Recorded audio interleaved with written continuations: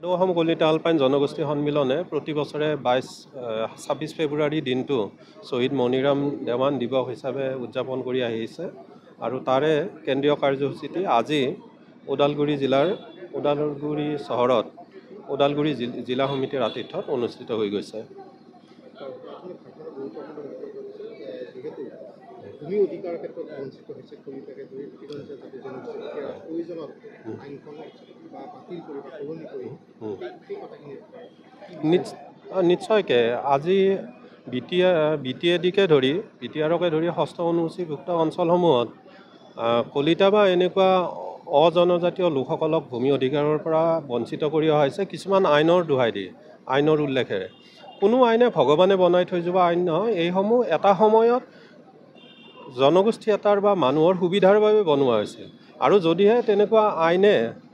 সেই জনগোষ্ঠীৰে হওক বা অইন কোনো জনগোষ্ঠীৰ অসুবিধাৰ সৃষ্টি কৰিছে তেতিয়াহ'লে সেই আইন সংশোধন হ'ব লাগিব আৰু আটাইৰে গ্ৰহণযোগ্য এটা নীতি অসমকে ধৰি ষষ্ঠ অনুসূচীভুক্ত যিবিলাক অঞ্চল আছে তাত প্ৰযোজ্য হ'ব লাগে, এয়া আমাৰ দাবী।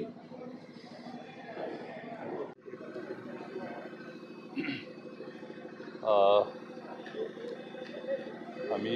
বিশেষকৈ ওদালগুৰিবাসী হিচাপে আজি সুখী হৈছোঁ যে সদৌ অসম কলিতা আলপাইন জনগোষ্ঠী সন্মিলনীয়ে ইয়াত আমাৰ শ্বহীদ মণিৰাম দেৱানৰ মৃত্যু বাৰ্ষিকী উদযাপন কৰিছে আৰু এই উদযাপনৰ কাৰ্যসূচীত আমাৰ কেন্দ্ৰীয় কমিটিৰ সভাপতি উপদেষ্টাকে আদি কৰি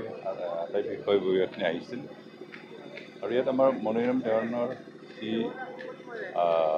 ত্যাগ স্বীকাৰ তেখেতৰ জীৱন চৰিত গোটেইখিনি আলোচনা কৰা হৈছে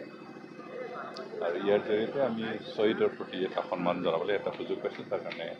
আমি গৌৰৱ অনুভৱ কৰিছোঁ। কলিতা জনগোষ্ঠী অসমৰ এটা পুৰণি জনগোষ্ঠী হয়, কিন্তু আমাৰ বিভিন্ন সময়ত অসমৰ ইতিহাস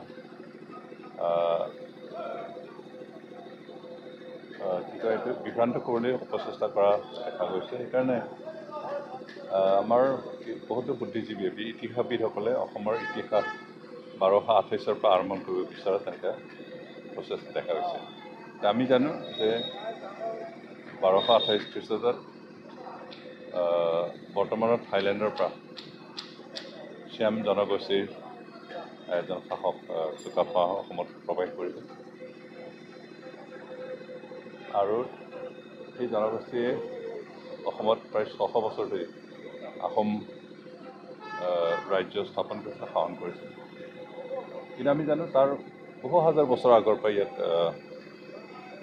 আমাৰ মানুহৰ সভ্যতা আছে আৰু সেইখিনি কথা কিন্তু অস্বীকাৰ কৰিলে অসমৰ ইতিহাস অশুদ্ধ হ'ব। যিয়ে নহওক আজি এই বিশেষ দিনটোত কলিতা জনগোষ্ঠীৰ ইয়াত অসমত যিখিনি অৱস্থিতি, তেওঁলোকৰ যিখিনি সভ্যতা, তেওঁলোকৰ ভাষা সংস্কৃতি এইখিনি আলোচনা কৰাৰ লগতে মণিৰাম দেৱানৰ যি কাৰ্যসূচী, যি জীৱন চৰিত, তেখেতৰ যি ত্যাগ স্বীকাৰ, তেখেতৰ যিখিনি কৰ্ম জীৱন, এজন উচ্চপদস্থ ৰজাৰ বিষয়া হোৱা স্বত্তেও তেখেতে উদ্যোগ স্থাপন কৰাৰ জৰিয়তে দেশৰ কাৰণে, জাতিৰ কাৰণে যিখিনি কাম কৰি পেলাই নিজৰ প্ৰাণ আহুতি দিলে সেই কথাখিনি আলোচনা কৰা হৈছে আৰু আশা কৰোঁ এনেকুৱা আলোচনা কেৱল কলিতা জনগোষ্ঠীৰ কাৰণে নাই, গোটেই অসমৰ বিভিন্ন জনগোষ্ঠীৰ কাৰণে এটা অনুপ্ৰেৰণাদায়ক এটা হ'ব।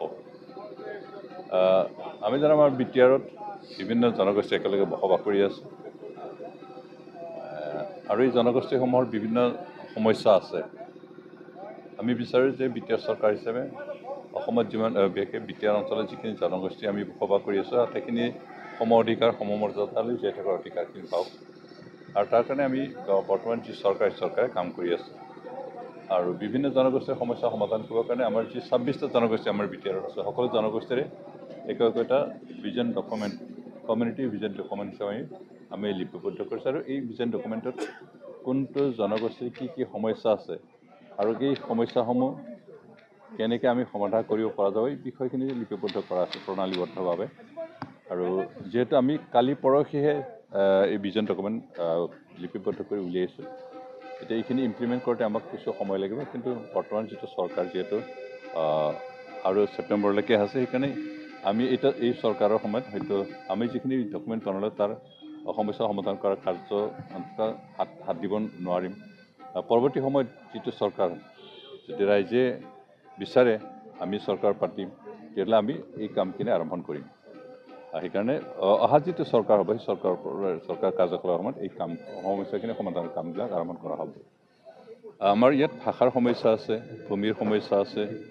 সংস্কৃতি সুৰক্ষিত কৰাৰ সমস্যা আছে,